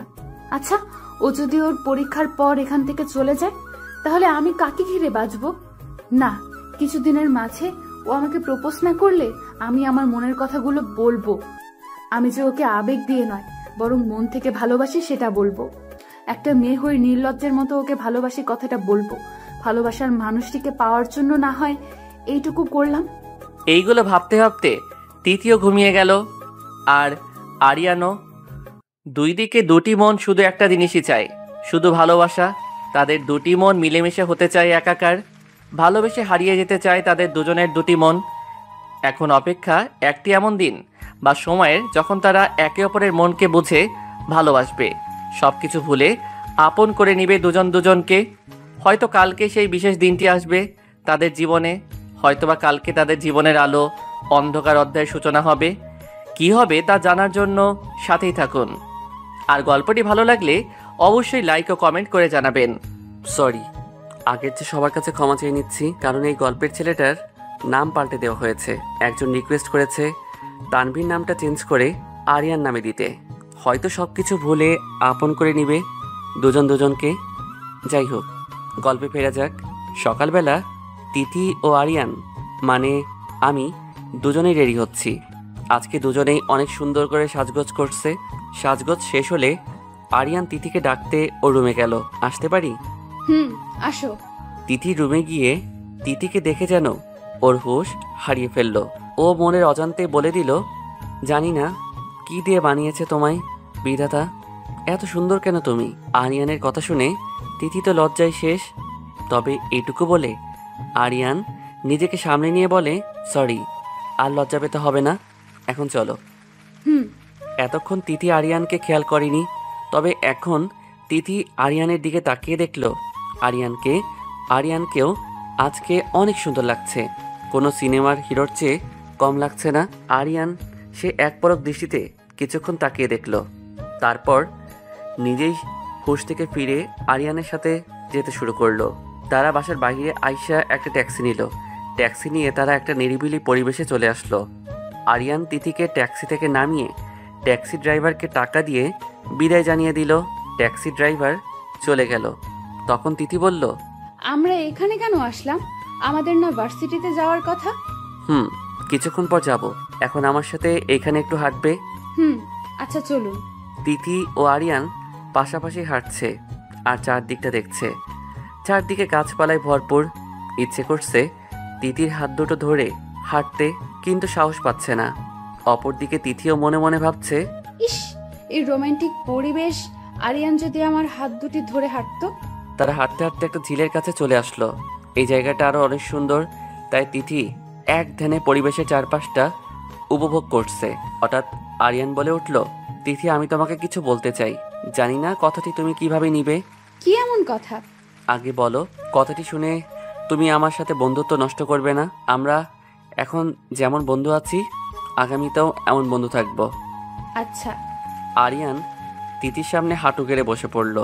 ও তিথির পেছন থেকে একটা গোলাপ ফুল তিথির দিকে এগিয়ে দিয়ে বলল, তিথি, তোমায় যেদিন প্রথম দেখেছিলাম সেদিন থেকেই তোমায় ভালোবেসে ফেলেছি। জানি না তোমার ওই চোখে কি আছে, তবে তোমার ওই চোখের মায়ায় পড়ে গেছি। তিথি, তোমায় অনেক বেশি ভালোবেসে ফেলেছি, বড্ড বেশি ভালোবেসে ফেলেছি তোমায়। আমিও তোমায় অনেক ভালোবাসি। হয়তো প্রথম দিকে তোমায় বন্ধু ছাড়া অন্য কিছু ভাবতাম না, তবে এই 3টি বছরে তোমায় অনেক বেশি ভালোবেসে ফেলেছি। একটু জড়িয়ে ধরবে আমায়? বলতে দেরি সাথে সাথেই তিথি আরিয়ানকে জড়িয়ে ধরল। আরিয়ানও তিথিকে জড়িয়ে ধরল। দুজন যেন ভালোবাসার প্রথম অনুভূতিকে অনেক ভালোভাবে উপভোগ করছে। তারা এই ভালোবাসা যেন চলতেই থাকবে অনন্তকাল। তাতে থাকবে না কোনো বাধা, আর যদি কোনো বাধা আসেও সেই বাধা যেন তাদের কাছে কোনো বাধাই নয়, কারণ প্রেম যে অমর। ভালোবাসার শক্তি সম্পর্কে কেই বা না জানে। গল্পে ফেরা যাক। হঠাৎ তিথি আরিয়ানকে নিজের থেকে ছাড়িয়ে তিথি বলল, যাও, তোমার সাথে কথা বলবো না। এতদিন লাগলো প্রপোজ করতে। আহা, রাগ করছো কেন? আসলে আমি তোমাকে অনেক আগে প্রপোজ করতে গিয়েছিলাম, কিন্তু সেদিন পারিনি। কেন? কারণ সেই দিন তুমি আবির ভাইয়াকে প্রপোজ করছিলে। যদিও আবির ভাইয়া না করে দেওয়ার পরে প্রপোজ করতে পারতাম, তবুও করিনি। কারণ তখন তোমার একটা ভালো বন্ধুর দরকার ছিল, যে তোমার মনের অবস্থা বুঝে তোমায় ভালো উপদেশ দিতে পারবে। তাই আমি সেই ভালো বন্ধু হয়েই তোমার সামনে গেলাম। এতদিন নিজের মাঝে ভালোবাসাটাকে রেখে শুধু তোমায় মন থেকে ভালোবেসে গেছি। আর আজকে অবশেষে তুমি আমার ভালোবাসার পূর্ণতা পেল। Love you Tithi. Love you too. আমি বুঝলাম তিথির মন খারাপ হয়েছে আমার এই কথাগুলো শুনে, তাই তিথিকে বললাম, এই মনটা খারাপ করে রেখেছো কেন? তুমি শুধু আমায় ভালোই ভেসে গেলে, নিজের মাঝে কষ্টগুলো চাপা রেখে দিয়েছিলা, আর আমি সেটা বুঝতেই পারি নাই। সরি। ঠিক আছে, এখন কান্না বন্ধ করো। আমার তোমার কান্না করতে দেখলে অনেক কষ্ট হয়, আর যেটা ভাগ্যে লেখা আছে সেটাই হবে। তবে একটা কথা কি জানো, যত বাধাই আসুক এই জন্মে তুমি আমার। আচ্ছা, তুমি আমায় ভালোবেসে গেলে অথচ একবারও ভাবলে না যদি আমি তোমাকে না ভালোবেসে অন্য কাউকে ভালোবাসতাম, অন্য কোথাও আমার বিয়ে হয়ে যেত তখন? এটা আমি কখনো ভাবিনি, কারণ ভালোবাসি তাই বিশ্বাস ছিল তুমি আমাকে একদিন ভালোবাসবে। আর ভালোবাসি তাই তোমার কাছে আছি, তোমায় সব সময় চোখে চোখে রেখেছি। এতটা ভালোবাসো আমায়? নিজের থেকেও বেশি। আচ্ছা, তোমার তো কিছুদিন পর পরীক্ষা শেষ, তখন তো তুমি দেশে চলে যাবে, তখন আমার কি হবে? কেন আমি দেশে যাব? আমি আমার রানীর কাছেই থাকবো সব সময়। পড়াশোনা শেষ হলে এখানে একটা জব করব, আর তোমার পরীক্ষা 1 বছর পর যখন শেষ হবে তখন দুজনে দেশে গিয়ে বিয়ে করে নিব। আচ্ছা, এখন বাসায় যাই চলো, আজ আর ভার্সিটিতে যাব না। আচ্ছা। তারপর আরিয়ান ও তিথি দুজনেই একটা ট্যাক্সি করে বাসায় আসলো। বাসায় এসে তারা খাবার খেয়ে অনেক গল্প করলো। ভালোই কাটছে তাদের দিন। এর মধ্যে আমার পরীক্ষা শেষে রেজাল্টও দিয়ে দিয়েছে। আমি মোটামুটি ভালো রেজাল্ট করলাম, আর কিছুদিন পর একটা চাকরিও পেয়ে গেলাম। আমার চাকরি হওয়ায় তিথি অনেক খুশি হয়েছে। এখন আরিয়ান ও তিথি একে অপরকে ছাড়া কিছু ভাবতে পারে না। তারা যেন এক গভীর ভালোবাসার মায়াজালে আবদ্ধ। তারা যেন ভালোবাসার দুটি পাখি। থাক না তারা তাদের মতো ভালোবাসার দুটি পাখি হয়ে। তাদের ভালোবাসা নিয়ে এইবারে গল্পে ফেরা যাক। তাদের মধ্যে চলতে থাকে ভালোবাসা, খুনসুটি, সম্পর্কের মান অভিমান। তবে তাদের মধ্যে ছিল না ভালোবাসার মানুষটির প্রতি কোনো অভিমান অবহেলা। দেখতে দেখতে 1 বছর কেটে গেল। তিথির পরীক্ষা শেষ হইয়া গেল। তিথি ভালো রেজাল্ট করে পাশ করেছে। আর আরিয়ান যে কোম্পানিতে চাকরি করত সেই কোম্পানি বাংলাদেশে একটা ব্রাঞ্চ চাকরি নিয়েছে। অবশ্য কোম্পানির চেয়ারম্যান তাকে হেল্প করেছে, কারণ তিনি আরিয়ানের মতো একজনকে হারাতে চান না। আজ তিথি ও আরিয়ান দেশে ফিরছে, তাদের জন্য অপেক্ষা করছে তাদের ফ্যামিলির সব সদস্যরা ও কিছু বন্ধু। ফ্লাইট বাংলাদেশের বিমানবন্দরে অবতরণ করলে কিছুক্ষণ পর আরিয়ান ও তিথি ইমিগ্রেশন থেকে আরিয়ান ও তিথি তাদের জিনিসগুলো বুঝে নিয়ে সেখান থেকে বেরিয়ে পড়ে। তারা বাহিরে আসতেই তাদের ফ্যামিলির লোকজন তাদের ঘিরে ধরে। আরিয়ানের আম্মু আরিয়ানকে কাছে এসে জড়িয়ে কান্না করে দেয়। আসলে মা তো, তাই আরিয়ানের আব্বু আম্মু আরিয়ানকে ভালো মন্দ জিজ্ঞেস করে, আর তিথিকেও জিজ্ঞেস করে সে কেমন আছে। আলহামদুলিল্লাহ ভালো আছি আন্টি। তা বাবা, তোমাদের সেখানে কোনো অসুবিধা হয়নি তো? না আঙ্কেল। আচ্ছা, ওরা এখানে দাঁড়িয়ে থাকবে নাকি ওরা এসেছে ওদের বাসায় নিতে হবে? তো চলুন। তারপর আরিয়ানকে নিয়ে আরিয়ানের বাবা মা সেখান থেকে চলে আসে, আর তিথিকে নিয়ে তিথির বাড়ির লোক তিথিদের বাড়িতে চলে যায়। বাড়িতে আসতে আসতে বিকাল হয়ে যায়। আমি বাড়ির ভিতরে যেতেই আপু বলল, কি রে ভাই, এই বোনটাকে ভুলে গেলি? তোমাকে ভুলি কিভাবে? তুমি তো আমার জানের আপু। হইছে, এখন যা ফ্রেশ হয়ে নিচে আয়। কতদিন পর বাড়িতে আসলি? আচ্ছা, তিথির সাথে তোর সেটিং হয়েছে? তাহলে আমাকে ট্রিট দিতে হবে। ট্রিট দিতে পারবো না, তবে তোকে তোর জন্য আনা জিনিসগুলো দিব। আচ্ছা, তাহলে ফ্রেশ হয়ে নিচে খেতে আয়। আচ্ছা। তারপর আমি আমার রুমে চলে আসলাম। রুমে আইসা ফ্রেশ হয়ে নিলাম। ফ্রেশ হয়ে নিচে খেতে গেলাম। আজ আবার অনেক দিন পর আব্বু আম্মুর ও আপু দুলাভাইয়ের সাথে একসাথে খাবার খাচ্ছি। সে যে এক আলাদা অনুভূতি। মনের মাঝে যেটা প্রকাশ করতে আমি কোনো বইয়ের ভাষার মতো করতে পারবো না। খাবার শেষে আব্বু আম্মুর সাথে অনেকক্ষণ গল্প করলাম, আর সেখান থেকে আনা জিনিসগুলো তাদের দিলাম। তারপর আমার রুমে চলে আসলাম। রুমে আইসা তিথিকে ফোন দিলাম। তিথি ফোন রিসিভ করলে, হ্যালো তিথি। কলিজা বলো। কি করো? খাবার খাইছো? তুমি খাইছো কলিজা? কি করো? শুয়ে শুয়ে আমার কলিজার সাথে কথা বলি। তারপর তিথির সাথে অনেকক্ষণ কথা বলে বললাম, তিথি কালকে বিকালে নদীর পাড়ে আসো, তুমি আর আমি গল্প করব, আর তোমাকে দেখতে ইচ্ছে করছে অনেক। আগেই ভালো ছিল, দুজন দুজনকে সারাদিন দেখতে পারতাম, তাই না? আচ্ছা, ঘুমিয়ে পড়ো। আল্লাহ হাফেজ, কালকে দেখা হবে। আচ্ছা। তারপর ফোন রেখে ঘুমিয়ে গেলাম। আর আমার চাকরিতে জয়েন করতে হবে 7 দিন পর, তাই এই 7 দিন ঘুরে বেড়াবো। সকালবেলা ঘুম থেকে উঠে ফ্রেশ হয়ে নাস্তা করতে গেলাম, তখন আরিফা বলল, মামা, আমাকে আমার জন্য আনা জামা কাপড় আর চকলেটগুলো দাও। আমি তো তোমার জন্য কিছু আনিনি। আরিফাকে কোলে নিয়ে ওর চোখের পানি মুছে দিয়ে বললাম, তোমার মামা তোমার জন্য অনেকগুলো চকলেট আর তোমার জন্য জামা কাপড় এনেছে। সত্যি? কোথায় ওগুলো বলো? তোমার আম্মুর কাছে দিয়েছি, তার কাছ থেকে নিয়ে নিও। আরিফা আমার কপালে একটা চুমু দিয়ে আচ্ছা বলে চলে গেল। আমি নাস্তা শেষ করে আমার পুরনো কলেজের হারামি বন্ধুদের সাথে আড্ডা দিতে চলে গেলাম। আমি সেখানে গিয়ে দেখি আমার বন্ধুগুলো আগে থেকেই বসে আছে। আমি ওদের কাছে গিয়ে, আসসালামু আলাইকুম বন্ধুরা, কেমন আছো? জি আলহামদুলিল্লাহ ভালো। তা কেমন আছো? ভালোই। তারপর ওদের সাথে অনেকক্ষণ গল্প করছি। তখন হাবিব বলল, বন্ধু তিথির কি খবর? তোদের সেটিং হয়েছে? রে, সে তো 1 বছর ধরে আমরা দিব্যি প্রেম করে বেড়াচ্ছি। কি 1 বছর ধরে প্রেম করছিস আর আমাদের জানালি না? সরি রে, তোদের নম্বর ছিল না। আচ্ছা, এখন ট্রিট দে। আচ্ছা, তারপর আর কি, পকেট থেকে 3000 টাকা গায়েব। ওদের ট্রিট দিয়ে গল্প করে বাসায় চলে আসলাম। বাসায় এসে ফ্রেশ হয়ে লাঞ্চ করে নিলাম, তারপর এক ঘুম দিলাম। বিকেলবেলা ঘুম থেকে উঠে ফ্রেশ হয়ে নামাজ পড়ে নিলাম। নামাজ পড়ে নদীর পাড়ে চলে গেলাম। নদীর পাড়ে গিয়ে দেখি তিথি আগে থেকে বসে আছে। আমি গিয়ে পিছন থেকে ওর চোখ ঢেকে ধরলাম, তখনও বলল, আমি জানি এটা আমার কলিজা, এখন ছাড়ো। কি করে বুঝলে? অন্তরের অনুভূতি থেকে। তাই? তারপর আমি আর তিথি পাশাপাশি নদীর পাড়ে বসে একসাথে গল্প করছি। সে কি অনুভূতি বলে বোঝানো যাবে না। যারা প্রেমিক প্রেমিকা তারাই একমাত্র সেই অনুভূতি প্রকাশ করতে পারবে। আমি আর তিথি গল্প করছি আর আমাদের ভবিষ্যৎ নিয়ে কল্পনা করেছিলাম। তখন কেউ পিছন থেকে আমার কলার ধরে টান দিল। আমি পিছনে ফিরে দেখি আবির ভাই। আমি আবির ভাইকে বললাম, আবির ভাই কলারটা ছাড়ুন। কলার ছাড়বো না, তুই কি করবি? ভাই কলার ছাড়ুন, না হলে ভালো হবে না। আমি কলার ছড়িয়ে নিয়ে বললাম, ভবিষ্যতে এইরকম কিছু করার চেষ্টা করবেন না।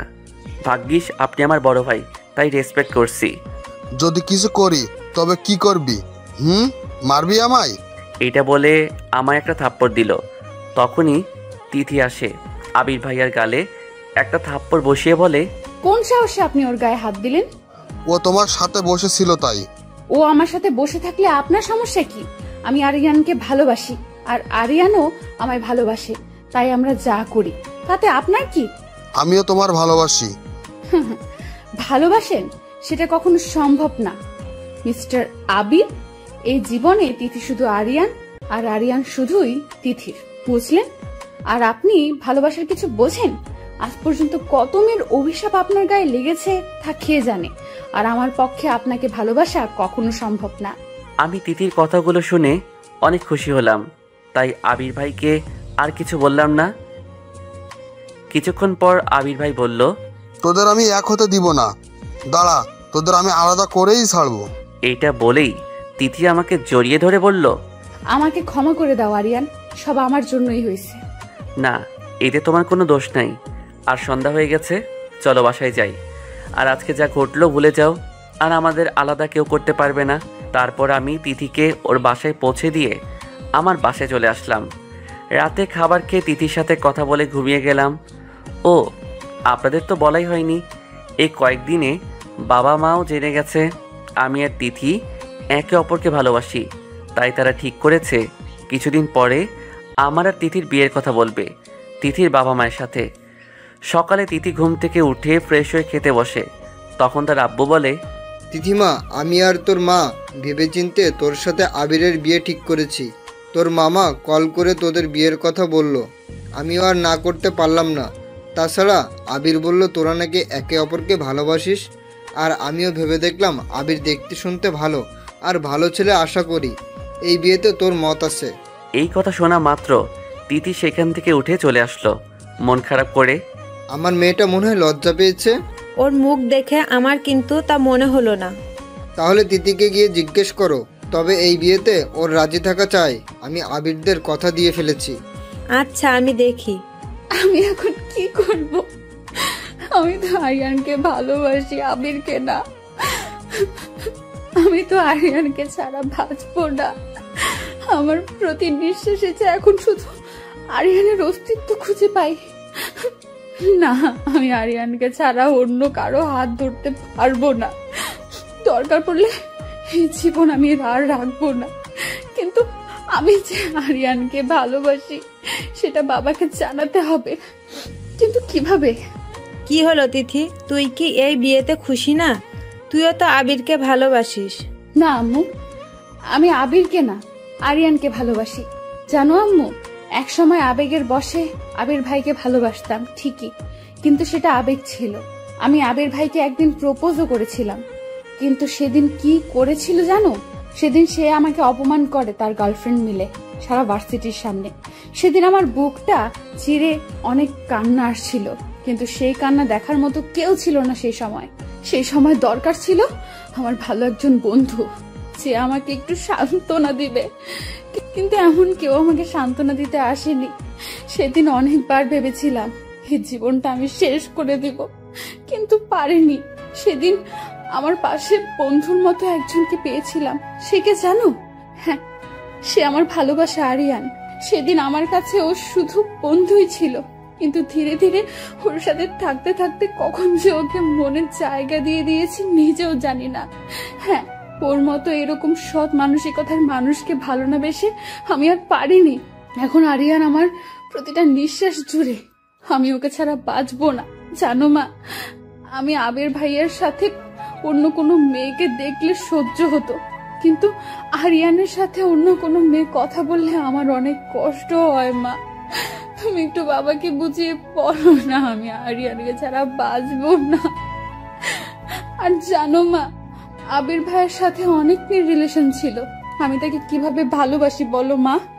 আর এই জীবনে আমি শুধু আরিয়ান, আমি এই জীবনে অন্য কারো হতে পারবো না। তিথির মা তিথির কথা শুনে কি বলবেন বুঝতে পারছেন না, তবুও বললেন, আচ্ছা দেখি, এমনিতেও আরিয়ান ছেলেটা অনেক ভালো। আর কাউকে কিছু বলতে হবে না, আমি সব শুনে নিয়েছি। আর তিথি, তুমি শুনে রাখো, আবিরের সাথে আর 4 দিন পর তোমার এঙ্গেজমেন্ট। তুমি রেডি থেকো। আর আজকালকার দিনে এরকম 2-3টা রিলেশন প্রত্যেকটা ছেলেরই থাকে। আর তুমি যদি এমন কিছু করো যাতে আমার মান সম্মান নষ্ট হয়, তাহলে তুমি আমার মরা মুখ দেখবে। এই কথাগুলো বলে তিথির আব্বু চলে গেল। এই কথাগুলো শোনা মাত্র তিথির মাথায় যেন আকাশ ভেঙে পড়ল। একদিকে তার জন্মদাতা পিতা, অন্যদিকে তার ভালোবাসার মানুষটি। এখন কাকে বেছে নিবে তিথি? তোর আব্বু এক কথার মানুষ, সে এই কথাই শেষ কথা। তোর আর আরিয়ানের ভালোবাসা যদি সত্য হয়ে থাকে তাহলে তোরা এক হবি। এইটা বলে তিথির আম্মু চলে গেল। তিথি বসে বসে কান্না করছে আর নিজের চুল নিজেই ছিটছে। এখন আমি কি করব? আমি আরিয়ানকে ঠকাতে পারবো না, আর না পারবো আমার জন্মদাতার সম্মান নষ্ট করতে। হে আল্লাহ, তুমি আমাকে পথ দেখাও না। আমি কিছু ভাবতে পারছি না। আরিয়ানকে একটা ফোন করে দেখি। আসসালামু আলাইকুম কলিজা। ওয়ালাইকুম আসসালাম। কি হয়েছে কলিজা, তোমার কণ্ঠ অন্যরকম লাগছে কেন? আমি এখন কিছু বলতে পারবো না। কালকে সকাল 9টায় নদীর পাড়ে চলে আসো, কথা আছে। আচ্ছা। সঙ্গে সঙ্গে তিথি ফোন কেটে দিয়ে বালিশে বুক গুজে কান্না করে দিল। আর অন্যদিকে আরিয়ান ভাবছে, কি এমন কথা হতে পারে যা ফোনে বলা যায় না? কোনো বিপদ হলো না তো? না না, আমি এসব কি ভাবছি? রাত পেরিয়ে সকাল হলো। তিথি নিদ্রাহীনভাবেই রাত পার করে দিল। আরিয়ানও টেনশনে অনেক রাত পর্যন্ত জেগেছিল, কিন্তু মধ্যরাতে ঘুমিয়ে পড়েছে। সে যাই হোক, সকাল 9টা বাজে। তিথি ও আরিয়ান দুজনেই দাঁড়িয়ে আছে নদীর তীরে। আরিয়ান তিথির চোখের দিকে তাকিয়ে দেখে তিথির চোখ দুটি ফুলে আছে। মনে হয় সারা রাত না ঘুমিয়ে কান্না করেছে। আরিয়ান, বাবা আমার বিয়ে ঠিক করেছে আবিরের সাথে। তুমি কিছু করো, আমি তোমাকে ছাড়া অন্য কাউকে ভালোবাসতে পারবো না। আর আমার স্বামী হিসেবে মেনে নিতে পারবো না। বাবা বলেছে বিয়ে না করলে আমি নাকি বাবার মরা মুখ দেখবো। এইটা বলেই তিথি আমার বুকে মুখ গুজে কান্না করে দিল। কথাটা শোনার পর যেন আরিয়ানের সবকিছু থমকে গেছে। সে না পারছে তিথিকে সান্ত্বনা দিতে, না পারছে নিজেকে বুঝ দিতে। কি করেই বা পারবে? এত বছরের সম্পর্ক তাদের, সেই সম্পর্ক বিচ্ছিন্ন হলে, তিথি চলে গেলে সে কি নিয়ে বাঁচবে? না না, আমি তিথিকে ছাড়া বাঁচব না। আরিয়ানের চোখ থেকেও অশ্রু নোনা জল গাল বয়ে গড়িয়ে পড়ছে। তবুও সে নিজেকে সামনে নিয়ে চোখের জল মুছে তিথিকে বলল, তিথি তুমি কোনো চিন্তা করো না, এই জীবনে শুধু তুমি আমার আর আমি তোমার। তুমি যদি আমার না হও তবে আমি সব কিছু শেষ করে দিব। আর এটা আমাদের ভালোবাসার পরীক্ষা, এই পরীক্ষায় আমাদের উত্তীর্ণ হতেই হবে। আচ্ছা, এঙ্গেজমেন্ট কত তারিখে? আর 3 দিন পরেই। আচ্ছা, আমি দেখছি কি করা যায়, তুমি টেনশন করো না। চলো তোমায় বাসায় পৌঁছে দেই, তারপর দেখি কি করা যায়। তবে তুমি মনে রেখো, তুমি আমার না হলে আমি জীবন শেষ করে দিব। এইরকম কথা মুখেও আনবে না। এখন চলো। তারপর আরিয়ান তিথিকে বাসায় পৌঁছে দিয়ে নিজেও নিজের বাসায় চলে আসলো। বাসায় আইসা ভাবছে কি থেকে কি করা যায়। আমিও যে তিথিকে ছাড়া বাঁচতে পারবো না, সে যে আমার সব কিছু জুড়ে রয়েছে, তাকে পাবার জন্য সব কিছু আমি করতে পারি। সে যদি আমার না হয় তাহলে এ জীবন রেখে কী লাভ? তাকে আমি নিজের করে নিবই। কিন্তু কি করা যায়, কোথা থেকে শুরু করা যায়, কিছুই মাথায় আসছে না। না, আমাকে কিছু না কিছু তো ভেবে চিনতে বের করতেই হবে। না ভেবে চিনতে তো কিছু করতে পারবো না। তাহলে কি তিথি আমার হবে না? তিথি শুধু এই জন্মে আমার। তিথিকে পাওয়ার জন্য আমি সব কিছু করব, কিন্তু এখন কি করা যায়, কি করা যায় সেটাই ভাবছি, কিন্তু কিছুই মাথায় আসছে না। শুধু ভয় হচ্ছে তিথি যদি আমার না হয়, তিথি যদি আমার থেকে হারিয়ে যায়, তবে আমি কি নিয়ে বাঁচবো? আমি যে শেষ হয়ে যাব। কারণ তিথি যে আমার প্রতিটা নিঃশ্বাসে জড়িয়ে রয়েছে। আমাকে কিছু একটা করতেই হবে। আর 3 দিন পর ওদের এঙ্গেজমেন্ট, তার আগে কিছু একটা করতে হবে। এইগুলো ভাবছি। ভাবতে ভাবতে কখন যে দুপুর হয়ে গেল বুঝতে পারলাম না। দুপুরবেলা গোসল করে নামাজ পড়ে মোনাজাতে আল্লাহর কাছে তিথিকে চাইলাম। খাবার খেতে যাচ্ছি না দেখে কিছুক্ষণ পর আপু আসলো খাবার নিয়ে। আপু এসে বলল, কি রে ভাই, তুই খাবার খেতে আসলি না কেন? আর তোকে সকালবেলা বাহির থেকে আসার পর থেকে দেখছি তোর মন খারাপ। তুই মনে হয় কিছু নিয়ে টেনশনে আছিস, আমাকে বল। কেন আপু, আমার না অনেক কষ্ট হচ্ছে, বুকটা ফেটে যাচ্ছে। মনে হয় আমি তিথিকে হারিয়ে ফেলবো। আমি যে ওকে অনেক ভালোবাসি রে আপু, ওকে ছাড়া আমি কি করে বাঁচবো? কি, তিথিকে হারিয়ে ফেলবি মানে? কি হয়েছে খুলে বল আমাকে। তিথির এঙ্গেজমেন্ট ঠিক হয়েছে আবিরের সাথে। সবটা আমায় খুলে বলতো। আমি আপুকে প্রথম থেকে সবকিছু বললাম। আপু সবকিছু শুনে কিছুক্ষণ চুপ থেকে বলল, তুই চিন্তা করিস না, ভাগ্যে যদি তিথি তোর থাকে তাহলে তোর তিথি তোর কাছেই থাকবে। আচ্ছা, তুই না বললি আবিরের সাথে অনেক মেয়ের সম্পর্ক ছিল, অনেক মেয়ের মন ভেঙেছে ও। তাহলে কেউ না কেউ তো আবিরকে অনেক ভালোবেসেছে। তাকে খুঁজে বের কর, তাহলে হয়তো বিয়েটা ভাঙা যেতে পারে। আর এখন কোনো চিন্তা না করে খাবারটা খেয়ে নিয়ে ভাব দেখাবি যেন সবকিছু পানির মতো লাগছে। এইটা বলেই আপু চলে গেল। আমি আপুর কথায় কিছুটা শান্তি পেলাম। আর হয়তো আমার মাথায়ও এঙ্গেজমেন্টটা আটকানোর কোনো প্ল্যান আসছে। তবে তার আগে পেট ভরে ভাত খেয়ে নেই, তাহলে মাথাটাও পেটটা শান্তি হবে আর প্ল্যানও মাথায় চলে আসবে। তারপর আমি খাবারটা খেয়ে নিলাম। খাবার খেয়ে আপুর বলা কথাটা নিয়ে ভাবতে লাগলাম। তখনই মাথায় আসলো সোনিয়া আপুর। আরে বাহ, দেখছি রুবিনা আপুর কথাই ঠিক। আসলে পেট ঠিক তো সব ঠিক, কিন্তু সোনিয়া আপু এখন কোথায়? আগে তো এক বিন্দু আবির ভাই ছাড়া চলতো না। তাহলে ও হ্যাঁ, এই বিষয়ে ভালো বলতে পারবে আমার বন্ধু হাবিব, কারণ ও এই কলেজে ছিল। তাই আমি সঙ্গে সঙ্গে হাবিবকে কল দিলাম। 2 বার রিং হতে ফোনটা রিসিভ করলো। আসসালামু আলাইকুম বন্ধু। ওয়ালাইকুম আসসালাম। তা কি খবর তোমার? ভালো না বন্ধু। কেন? ওসব পরে বলবো, এখন বলো তো সোনিয়াপুর কোনো খবর আছে? সে কোথায় বা কি করে, বা আবির ভাইয়ের সাথে তার কি হয়েছিল? কিছুটা জানি, আবার কিছুটা জানি না, কিন্তু হঠাৎ করে সোনিয়া আপুকে কি প্রয়োজন সেটা পরে যেন, আগে আমাকে বলো। সব কিছু ফোনে বলা যাবে না, তুমি বরং বিকেলবেলা আমাদের সেই আড্ডার জায়গায় মানে রফিক মামার টঙের দোকানে চলে আসো। আচ্ছা, তারপর আর কি? বিকালবেলা বাসা থেকে বের হয়ে হেঁটেই চললাম রফিক মামার দোকানে। আসলে দোকানটা আমাদের বাসার কাছেই, হেঁটে গেলে 7 মিনিটের মতো লাগে। আমি আমাদের বাসার মোড় পেরিয়ে হেঁটে হেঁটে চলে গেলাম রফিক মামার দোকানে। সেখানে গিয়ে দেখি আমার জানের বন্ধু ওরফে বাস দেওয়ার জন্য দুই বন্ধু বসে আছে, হাবিব আর নিলয়। আমি ওদের সামনে যাওয়া মাত্র, এত দেরি হলো কেন? এমনি। আচ্ছা এখন বল সোনিয়া আপু সম্পর্কে। এই সম্পর্কে নিলয় ভালো বলতে পারবে। নিলয় বলো। তাহলে শোন, তুই তো জানিস যখন তুই ভার্সিটিতে ছিলি তখন আবির ভাই আর সোনিয়া আপুর সম্পর্কের 1 বছর চলে। যদিও এর আগে আবির ভাই এর সাথে অনেক মেয়ের সম্পর্ক ছিল, কিন্তু আবির ভাই আর সোনিয়া আপুর সম্পর্ক দেখে মনে হতো আবির ভাই সত্যি সোনিয়া আপুকে ভালোবাসে। কিন্তু তোরা চলে যাওয়ার 6 মাস পর আবির ভাই সোনিয়া আপুর সাথে এমন কিছু করে যা আমরা কল্পনাও করতে পারিনি। সেদিন আমরা ভার্সিটির মাঠে বসেছিলাম, তখন আবির ভাই ভার্সিটির সেই বটগাছটার নিচে বাইকে হেলান দিয়ে বন্ধুদের সাথে আড্ডা দিচ্ছিল। তখন সোনিয়া আপু কোথা থেকে আসে, তারপর সোনিয়া আপু আবির ভাইকে এমন কিছু কথা বলে যা শোনার জন্য আমরা মোটেও প্রস্তুত ছিলাম না।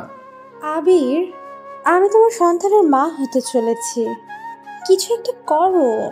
হট, কি বলছো? হ্যাঁ, সত্যি বলছি। কি প্রমাণ আছে এই সন্তান আমার?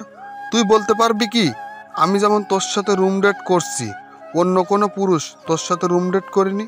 আর এটা তার সন্তানও তো হতে পারে। আর তুই অ্যাবর্শন করিয়ে নে, যত টাকা লাগে আমি দিব। সোনিয়া আপু কথাটা শোনা মাত্রই আবির ভাইয়ার গালে একটা থাপ্পড় বসিয়ে নিজেই কান্না শুরু করে দেয়। তারপর বলে, ছি আবির, তুমি এতটা খারাপ এটা তুমি আমায় বলতে পারলে? বিশ্বাস করো, তুমি ছাড়া আজ অবধি কোনো পুরুষ আমায় স্পর্শ করেনি। আমি তোমার পায়ে পড়ি, তুমি এই সন্তান তুমি মেনে নাও। হা হা হা, তোর প্রয়োজন আমার শেষ। তুই এখন একটা নষ্ট মেয়ে, আমি মেনে নিব। তুই ভাবলি কি করে? আর এই বাচ্চা অ্যাবর্শন করিয়ে নিস, এই নে টাকা। কথাটা শোনা মাত্র সোনিয়া আপু আবির ভাইকে আরো 2টা থাপ্পড় মেরে বলে, তোর মতো পুরুষের জন্য আজ হাজারো ছেলে রাস্তায় পড়ে মারা যাচ্ছে, তারা রাস্তায় বড় হচ্ছে। যারও সন্তান হিসেবে 2 বেলা 2 মুঠো খাবার পর্যন্ত খেতে পাচ্ছে না তারা। তোদের মতো পুরুষের জন্য লজ্জিত আজ পুরো পুরুষ সমাজ। আসলে আমার ওই দোষ, আমি তোর মতো একজন বিশ্বাসঘাতককে ভালোবেসেছিলাম। আসলে তুই ভালোবাসার যোগ্যই না। তবে মনে রাখিস, আমার সন্তান রাস্তায় পড়ে বড় হবে না, ওকে আমি আমার পরিচয়ে বড় করব। এইটা বলে আবির ভাইয়ের গালে আরও 2টা থাপ্পড় দিয়ে সেইখান থেকে চলে যায় সোনিয়া আপু। তারপর থেকে তাকে কখনো ভার্সিটিতে দেখিনি। এইটা বলেই নিলয় থেমে গেল। আমি ওর কথাগুলো শুনে অনেক খারাপ লাগলো, চোখের কোণে কিছুটা পানিও চলে আসছে। আসলে এখনকার দিনে বেশিরভাগই চলে শুধু ভালোবাসার নামে নষ্টামি, যেখানে কিছু খারাপ ছেলে মেয়েদের জন্যে ফাঁদ পেতে রাখে, আর মেয়েরাও ছেলেটার রূপ আর টাকা পয়সা দেখে সেই ছেলের ফাঁদে পা রাখে। আবার সব ছেলেরা এক নয়, কারণ অন্য একদিকে হয়তো মেয়েটিকে অন্য একজন ভালোবাসেছিল মন থেকে, কিন্তু তার ভালোবাসার মূল্য মেয়েটি বুঝতে পারে না। যখন বুঝতে পারে তখন অনেক দেরি হয়ে যায়। আমরা আমাদের গল্পে ফিরে আসি। আচ্ছা নিলয়, সোনিয়া আপু এখন কোথায় কিছু জানিস? না রে, তবে তার বাসায় গেলে কিছুটা হলেও জানা যেতে পারে। কিন্তু আমার ভয় হচ্ছে অন্য বিষয় নিয়ে। কি? শুনেছি এই অবস্থায় অনেক মেয়েরা সুসাইড করে দেয়। হাবিবের কথা শুনে আমিও চিন্তায় পড়ে গেলাম। এরকম কিছু হলে তো আমি আমার তিতিকে হারাবো। আমি তিতিকে হারাবো কারণ একমাত্র সোনিয়া আপুই পারে এই বিয়ে ভেঙে দিতে। আর সে যদি না থাকে, আমি এগুলি ভাবতেছিলাম। তখন নিলয় বলল, যা হবার হবে, তার আগে চল সোনিয়া আপুর বাসায় যাই। চলো। আমরা যেখানে বসে আছি সেখান থেকে 2টা মোড় পেরিয়ে প্রায় 15 মিনিট লাগবে সোনিয়া আপুর বাসায় যেতে। তাই আমরা 3 জন রওনা দিলাম সোনিয়া আপুর বাসায়। রাস্তায় হাঁটছি, পা যেন আমার চলছেই না, শুধু হাবিবের বলা কথাটা মাথায় ঘুরপাক খাচ্ছে। হাঁটতে হাঁটতে পৌঁছে গেলাম সোনিয়া আপুর বাসায়। নিলয় সোনিয়া আপুর বাসায় আগে মাঝে মাঝে আসতো, কারণ নিলয়ের বাবার বন্ধু সোনিয়া আপুর আব্বু, তাই নিলয় তাদের বাসাও রুম চিনে। সোনিয়া আপুর 3 তলায় থাকে, তাই আমরা সিঁড়ি দিয়ে 3 তলায় উঠলাম। 3 তলায় ওঠার পর 4টা ফ্ল্যাট আছে। তখন নিলয় একটা কলিং বেলে চাপ দিল।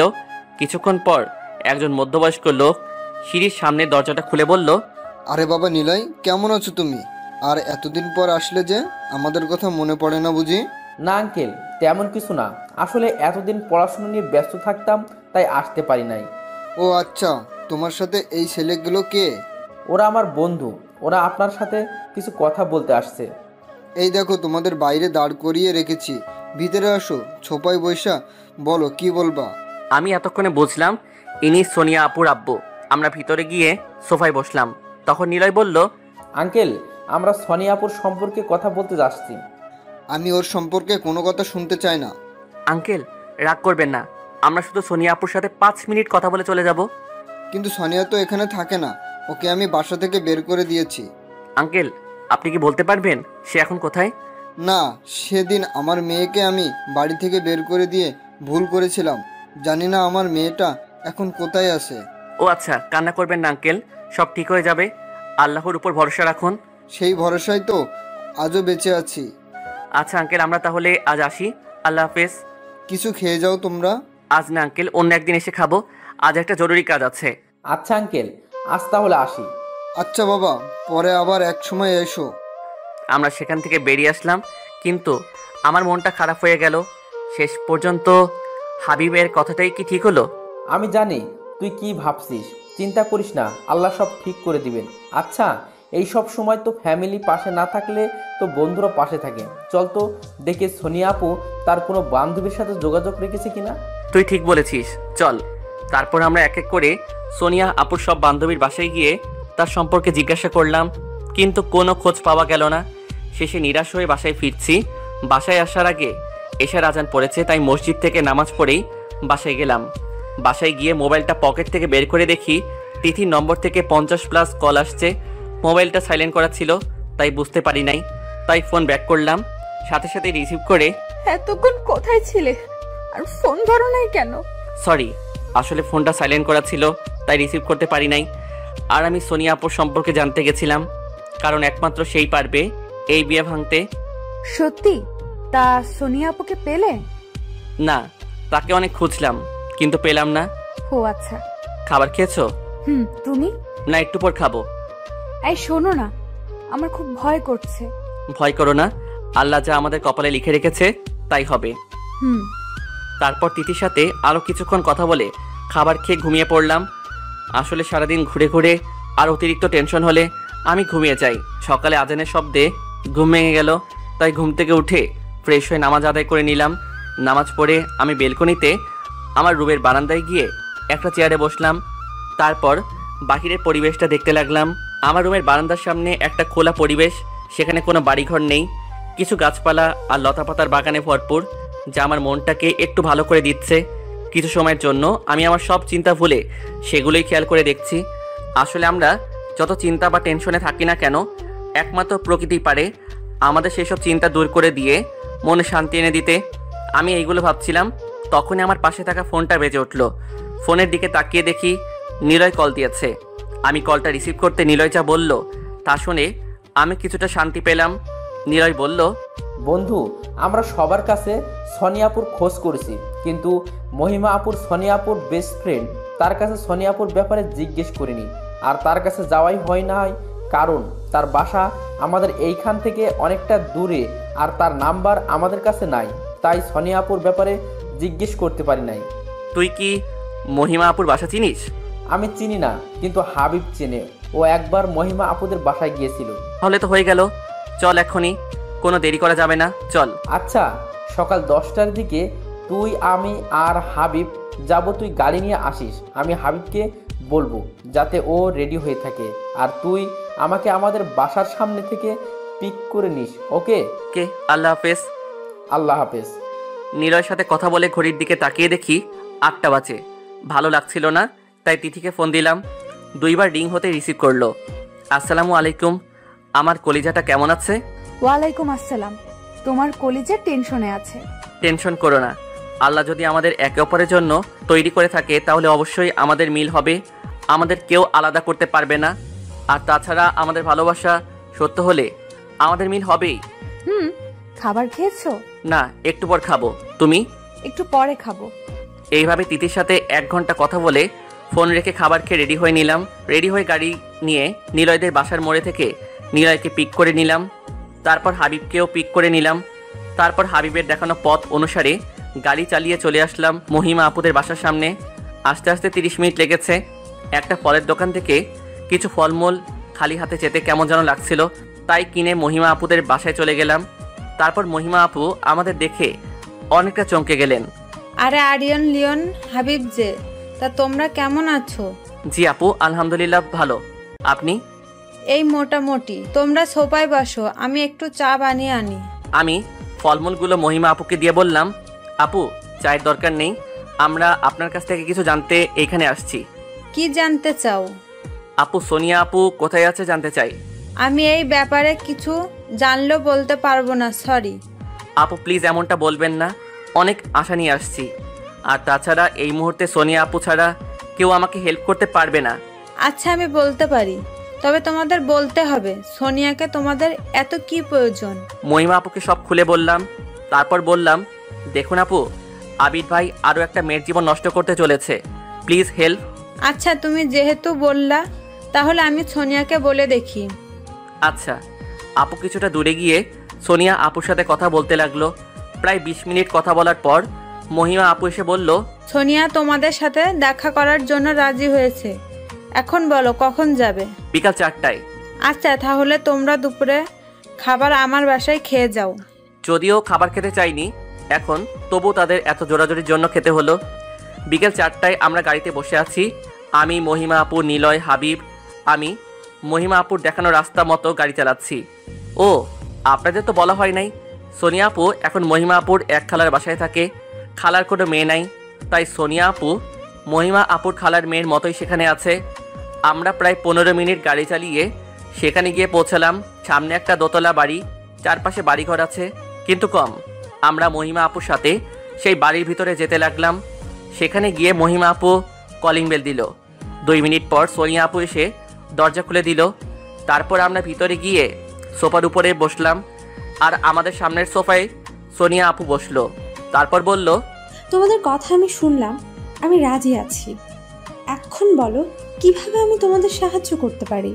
আপনি আমাদের সাথে বিয়ে বাড়িতে গেলেই হবে, না হলে আরেকটা মেয়ের জীবন নষ্ট হয়ে যাবে, মৃত্যু হবে একটি ভালোবাসার। আচ্ছা আমি যাব। আমরা কথা বলছি তখনই একটা বাচ্চা ছেলে সোনিয়া আপুকে আম্মু আম্মু বলে ডেকে আমাদের কাছে এসে সোনিয়া আপুর কোলে বসে পড়ল। আবির ভাই আর সোনিয়া আপুর ছেলে। এটা আমার ছেলে। আপনার আর আবির ভাইয়ের? না, ও শুধু আমার ছেলে। আর তাছাড়া আবির তোকে জন্ম দেওয়ার আগেই মেরে ফেলতে চেয়েছিল। জানো, তোমরা আবিরকে অনেক ভালোবাসতাম, আমি বিশ্বাস করতাম, কিন্তু আবির আমার ভালোবাসার মূল্যটা দিল না। ও আমাকে ঠকিয়েছে।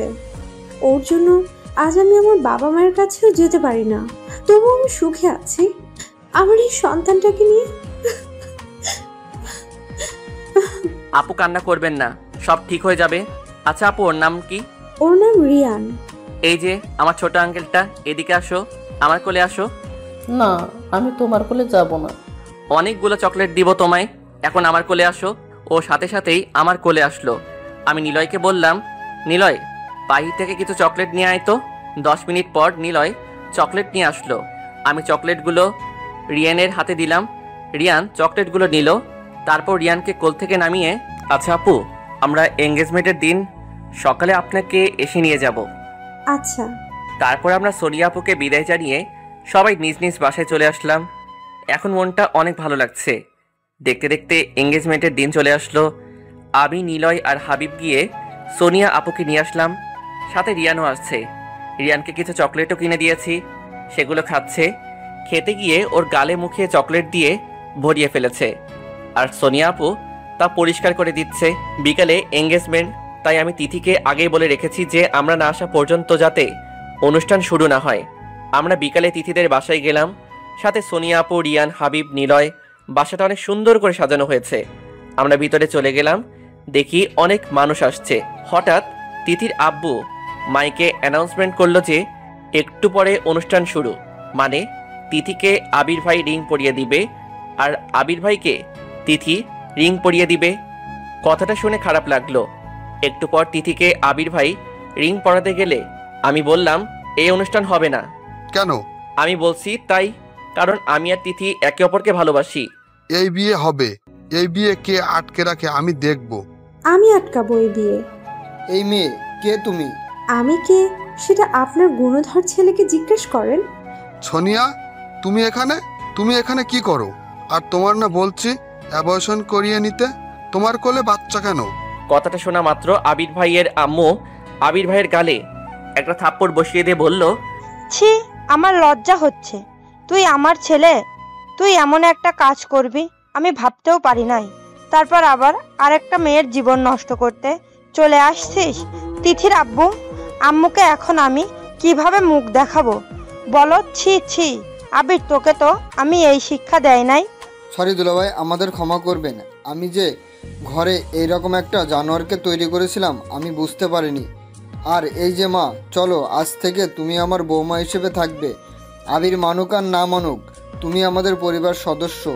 ও যদি ওর ভুল বুঝতে পেরে কোনো দিন ক্ষমা চায় তবেই ওকে ক্ষমা করে ঘরে আনবো, তার আগে না। সাথে সাথেই আবির ভাই তার আম্মুর পা জড়িয়ে ধরে কান্না করে।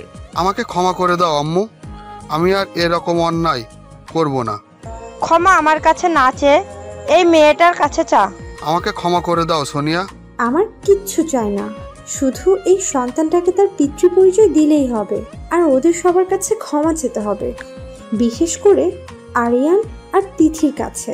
আমাকে ক্ষমা করে দাও তিথি, আরিয়ান। আমি ক্ষমা করে দিলাম। আমি তোমাকে মেনে নেই কিংবা নাই নেই, কিন্তু আমার সন্তানকে আমি মেনে নিয়েছি। ওর এই মুখখানা দেখে আমি আমার জীবনটা কাটিয়ে দিতে পারবো। আর আমি জানি তুমি এখনো আমায় ভালোবাসো, কিন্তু এখনো আমায় ক্ষমা করনি। আমি তোমার কাছে থেকে ক্ষমা করিয়ে নিব, আর তোমার আর রিয়ান এর কাছে একটা ভালো স্বামী ও একটা পিতা হওয়ার চেষ্টা করব। ওদের ভালোবাসা চলুক এইভাবে, কারণ ভালোবাসা অবিরাম, অন্তহীন। এখন দেখা যাক ওইদিকে কি হচ্ছে। আবিরের বাড়ির লোক চলে যাওয়ার পর তিথি এসে আরিয়ানকে জড়িয়ে ধরলো। আরিয়ান ও তিথিকে জড়িয়ে ধরলাম, জড়িয়ে ধরে কানে কানে বললাম ভালোবাসি। তাই সমস্ত বাধা বিপত্তি দূর করে তোমার কাছে ছুটে আসছি, তোমায় ভালোবাসতে, তোমার সাথে পথ চলতে। এইভাবে পথ চলতে চাই তোমার সাথে। সারা জীবন থাকবে কি আমার পথ চলার সঙ্গী হয়ে? ভালোবাসি ওকে সুন্দরী রমণী, বড্ড বেশি ভালোবাসি যে তোমায়। তখনই তিথির আব্বু বলল, আমি হেরে গেছি তোমাদের ভালোবাসার কাছে, জিতে গেছে তোমাদের ভালোবাসা।